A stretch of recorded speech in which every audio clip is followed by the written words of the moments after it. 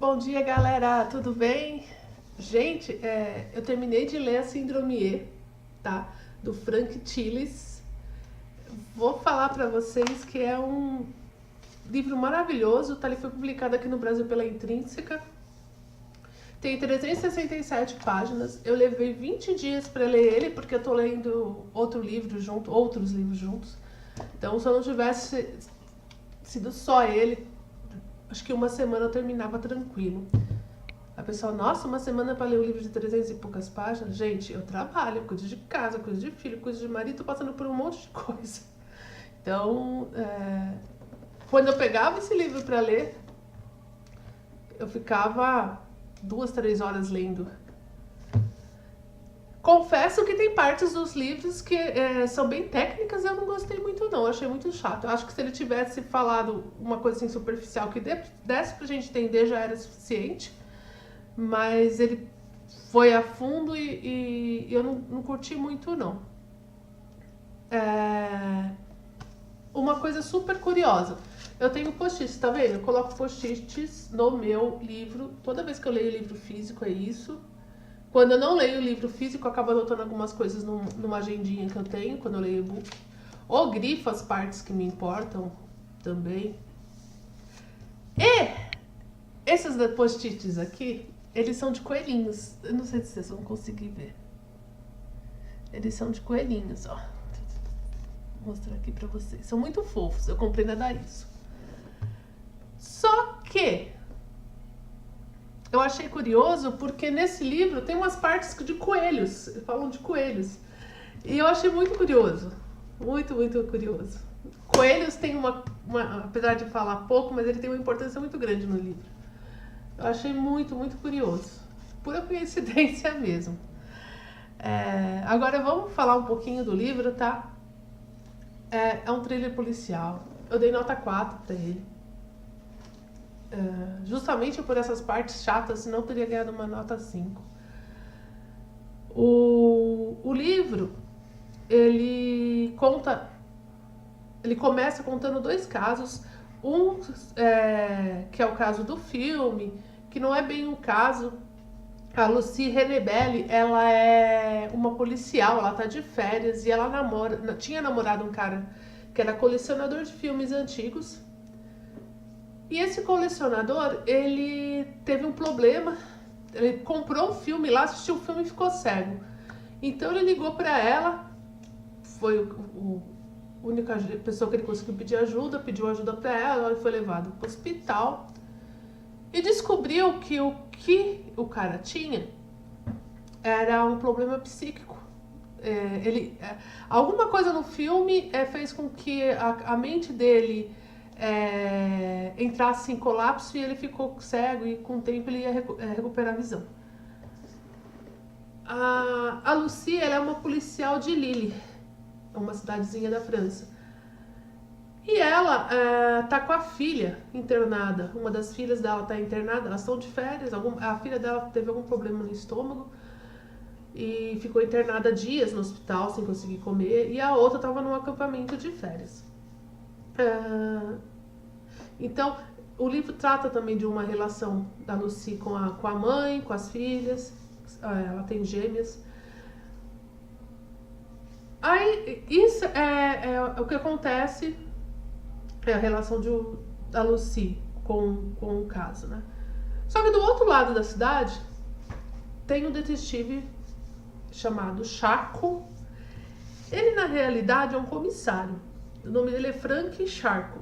Eu achei super interessante porque o autor do livro chama Frank também. Ele é um comissário. Ele está afastado por problemas psicológicos e ele é convidado a participar de um caso onde, durante uma escavação qualquer, eles encontram 5 corpos. Então, o começo do livro é isso, e até aí não tem spoiler. A partir de agora, pode ser que tenham uns pequenos spoilers que algumas pessoas não podem gostar. Eu não considero muito spoiler, não. Não afeta em nada o livro. Mas são coisas que talvez a pessoa não queira escutar por causa disso estragou. Então, se você não quer escutar mais nada sobre o livro, para de assistir agora. Obrigada pela presença. Leia um livro que é excelente, tá? O livro, no começo do livro, ele tem um toque de sobrenatural. Eu tô com um negocinho pra me seguir, pra mim não perder, gente. Ele tem um toque de sobrenatural no começo, mas conforme você vai lendo, ele se transforma num thriller policial maravilhoso e o sobrenatural some, porque ele não é sobrenatural, ele é policial mesmo. A película que o Ludovic, o ex-namorado da Lucy, compra e assiste, fica cego, ela lembra muito o filme Chamado. Quando eles descrevem a película durante a investigação, eu olho assim e falei, parece Chamado. As cenas são outras, mas a maneira como ela é montada lembra o Chamado. Aí a Lucy, como ela tá de férias, ela entra em contato com o chefe dela para falar sobre o filme, porque ela começa a achar que o filme, na realidade, se trata daqueles snuff movies, por causa das cenas. Acho que é assim que fala. Esse snuff movie aí, esses filmes snuff, eles são, na realidade, ninguém sabe se na realidade eles são de verdade ou se são mito dos cinemas, que são os filmes que mostram as mortes das pessoas realmente. Um snuff movie muito conhecido são As Faces da Morte, mas aquilo eu acho que realmente aconteceram aquelas mortes. Ou então uma pessoa grava uma morte e joga na internet. Hoje é muito comum a gente ver coisas assim, ou um suicídio. Isso são snuff que mostra a morte mesmo. Já o caso do Charco, eles fazem vários exames dos cadáveres, aí descobre que são homens entre 22 e 26 anos, e eles têm certeza que por causa da medida do rosto, tudo, se trata de um mongoloide. E uma outra coisa interessante é que eles também percebem que o cérebro e os olhos são removidos depois deles mortos. É aquilo que eu falei, o livro em sua maior parte flui bem, tem passagens super chatas, muito técnicas, que são importantes até para o entendimento do livro. Aí, só que essas partes, eu começava a ler, eu ficava enrolando, aí fazia com que eu demorasse mais para ler. E infelizmente não dava para pular essas partes, né? Então esse foi um dos motivos que eu demorei um pouco para ler também. Eu falei que o Charco tem um problema psicológico, ele toma as pílulas. Desculpa, gente. Ele toma pílula para resolver remédio.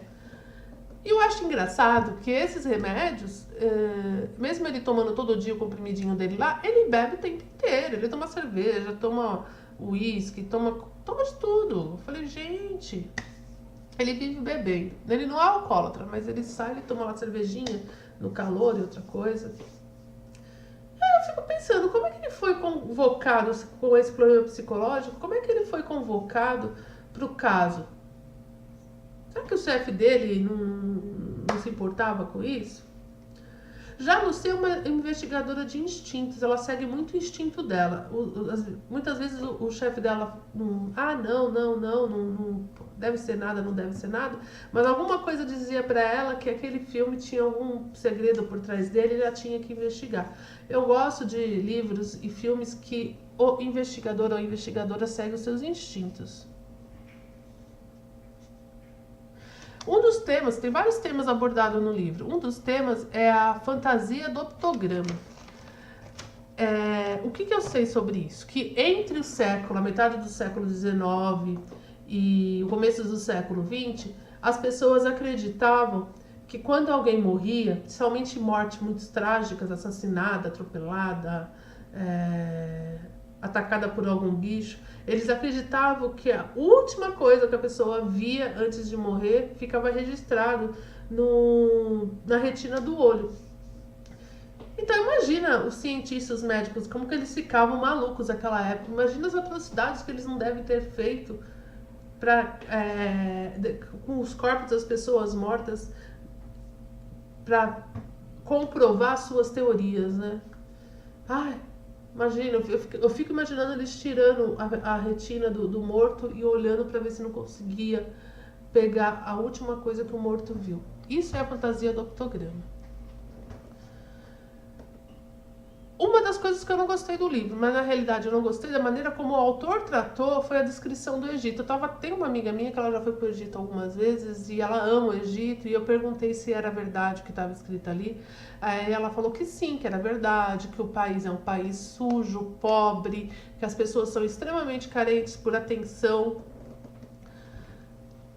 Mas assim, a maneira como ele tratou me fez acreditar que o Egito só tem corrupto entre o governo, a polícia e as pessoas, e que inclusive as pessoas que se mudam para lá, como o pessoal dos diplomatas que estão lá, acabam se sujeitando a isso para poder viver lá.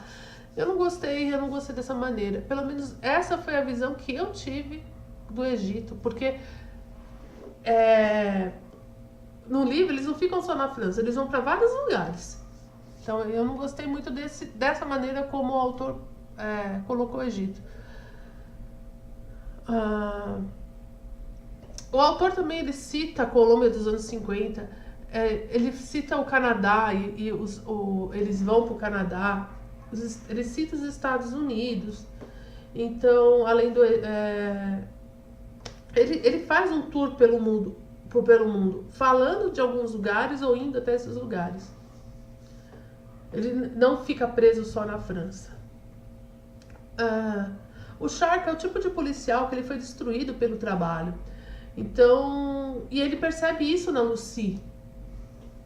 Ele percebe que a Lucy tá indo pelo mesmo caminho.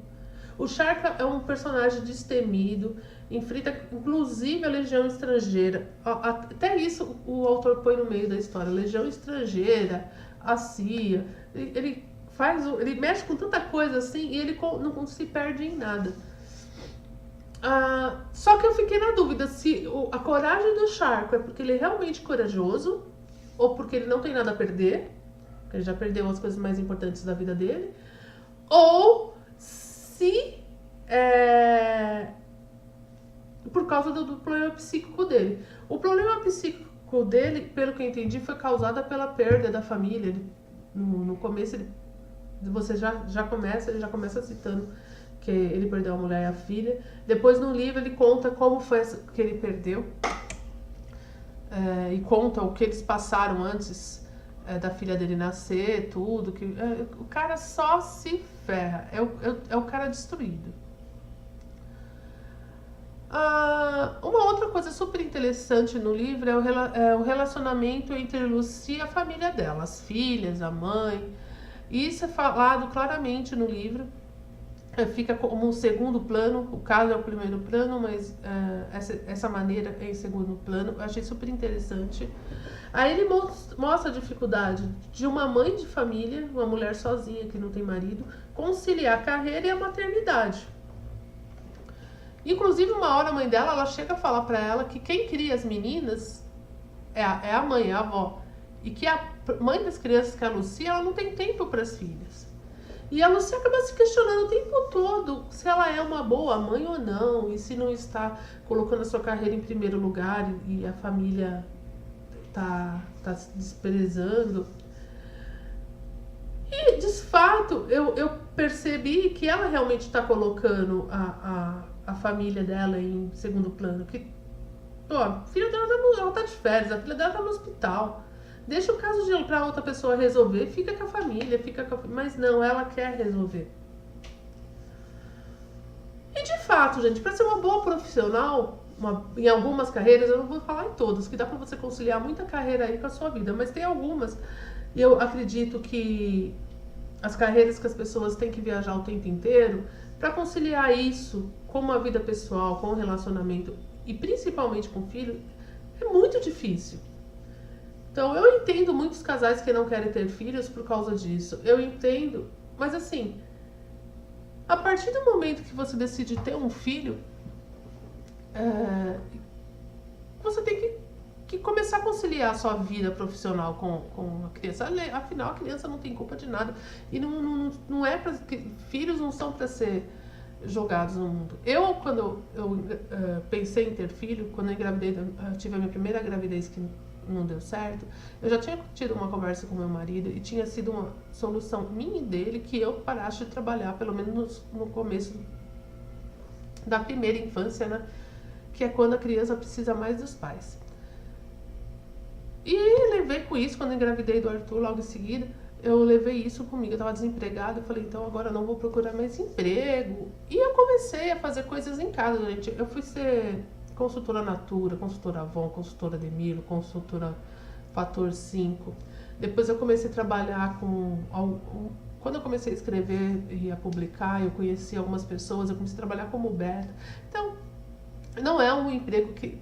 Consultora ainda até dava, se eu me dedicasse bem àquilo, até conseguiria me sustentar. Com os meus serviços de beta, não tem como eu me sustentar e ao Arthur, mas é uma grana que eu tiro pra mim mesmo, pra ir no cabeleireiro, comprar uma coisinha.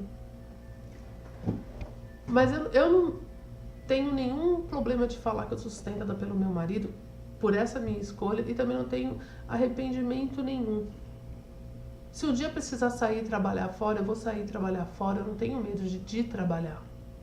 Eu não tenho medo de, sei lá, ser caixa de um supermercado, por exemplo, porque eu coloquei minha carreira de lado e não dá para retomar minha carreira. Na realidade, eu era auxiliar de escritório, auxiliar administrativo, melhor. Então não tinha uma carreira concreta. Posso voltar a trabalhar um dia de auxiliar administrativo, de recepcionista, do que for. Mas eu não me arrependo. A questão é que eu não me arrependo nem um pouco de ter parado de trabalhar e tá tomando conta do meu filho. Meu filho tá com 15 anos. Quando eu pensei em voltar a trabalhar, ele tava com 7 anos. E ele virou assim pra mim e falou, mamãe, eu não quero que você vai trabalhar, porque eu não quero ficar com a vovó em casa e também não quero ficar na escola o dia inteiro, eu quero ficar com você. Aí eu falei, então eu vou continuar a cuidar dele. E hoje ele tá um rapagão maior que eu, é meu braço direito em tudo. Eu falo que ele é o ar que eu respiro. Sim, ele me completa. E tudo que eu faço hoje de melhor, eu faço porque ele me inspira. A verdade é essa. Acho que a coisa mais perfeita que eu fiz na vida foi meu filho, com a ajuda do meu marido.